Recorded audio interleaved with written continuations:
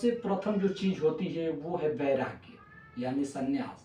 जब तक आपके अंदर वैराग्य की भाव नहीं आएगी तब तक आप आत्मज्ञानी नहीं बन सकते। जब तक आत्मज्ञानी आप नहीं बन सकते तब तक आप मोक्ष प्राप्त नहीं कर सकते, मुक्ति नहीं पा सकते, जीवन मरण के चक्र से छूट नहीं सकते।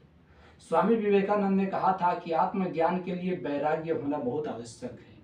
बिना वैराग्य के आप आत्मज्ञान नहीं पा सकते। ये बिल्कुल ठीक बात है।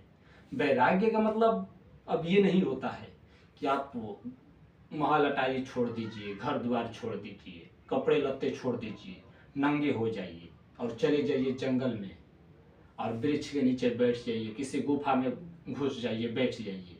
ये नहीं होता है। वैराग्य हमारे मन की स्थिति है।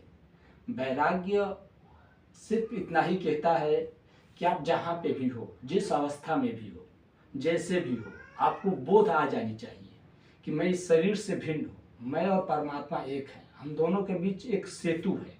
अगर इस सेतु समझ में आ जाए, इन दोनों के बीच जो सेतु है आत्मा और परमात्मा के बीच, तो हम समझ जाएंगे कि एक छोर पे हम हैं, दूसरे छोर पे परमात्मा है, बाकी हैं एक।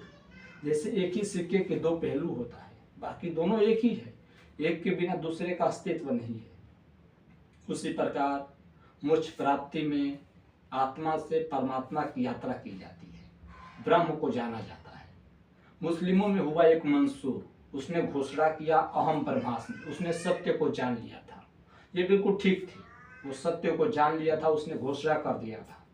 लेकिन लोगों को ये बात बुरा लगा और वो उसे फांसी दे दिए। लेकिन वो फांसी के दम तक कहता रहा अहम ब्रह्मास्मि, अनल हक, यानी मैं ही ब्रह्म हूँ, मैं ही सत्य हूँ।